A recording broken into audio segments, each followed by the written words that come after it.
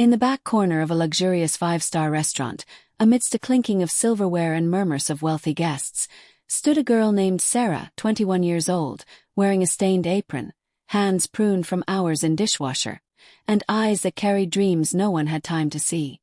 She was a dishwasher, invisible to the world that dined just beyond the swinging kitchen doors. But that night, the night of the engagement party of billionaire Daniel Morrison, everything changed. Daniel had planned the grandest proposal ever. His bride-to-be Vanessa, a socialite with a taste for diamonds and drama, sat at a candle-lit table, expecting a surprise. The plan was simple. A velvet ring box hidden inside a rich chocolate mousse cake. The waiter would bring the dessert, Vanessa would dig in, and the ring would glisten beneath the layers. Perfect. Except the cake went missing. "Where's the engagement dessert?"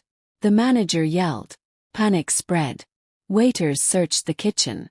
Chef argued until someone pointed at Sarah, quietly finishing a piece of leftover cake. Did you eat the dessert from table 7? Sarah paused, lips trembling. "It was just a leftover.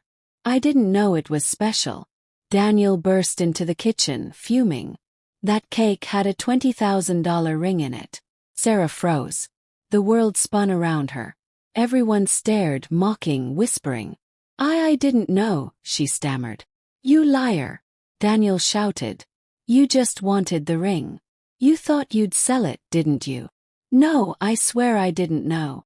"Get an X-ray," he barked. "Let's see where the ring went." Tears streamed down her face as she was escorted to a hospital. The X-ray was humiliating. The result: the ring was indeed inside her. Sarah was devastated, fired on the spot, ridiculed on social media. A poor dishwasher girl who ate a diamond. The story went viral. #RingThiefGirl trended. Daniel's proposal night was ruined. Vanessa dumped him the next day, saying, "You value your ego more than people." Weeks passed. Sarah didn't leave her small shared apartment. She felt like trash. The whole world had laughed at her. But one evening, something sparked in her, a memory. As a child, she had loved dancing.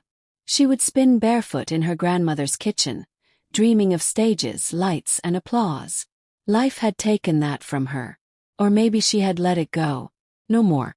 She began working double shifts in a nearby cafe, saved every penny, and then quietly she enrolled in a beginner's dance class. Her classmates wore Lululemon. She wore thrift store tights, but when the music started, none of that mattered. She was free. Every movement whispered, "I am not what happened to me."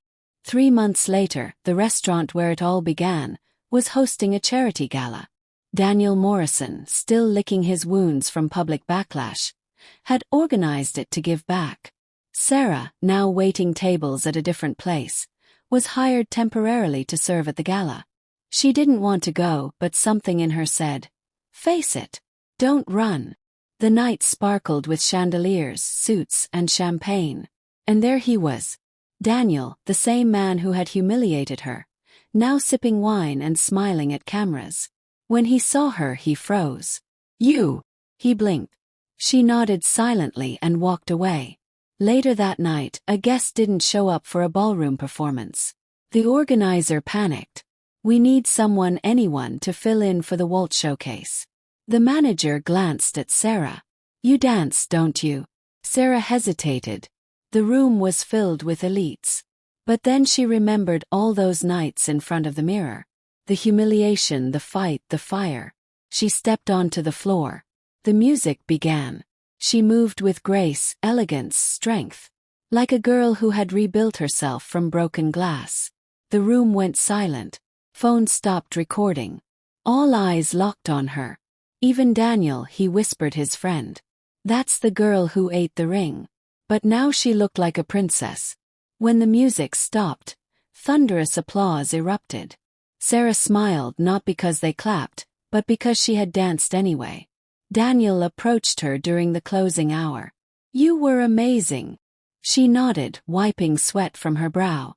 "Thanks. I want to apologize for that night, for what I said, for everything." She looked at him. "Why?" "Because now I look like I belong." He flinched. "You judge me without knowing anything," she continued. You saw a dishwasher, not a person. You're right, he whispered. And you're more than I ever imagined. I was always more, she replied.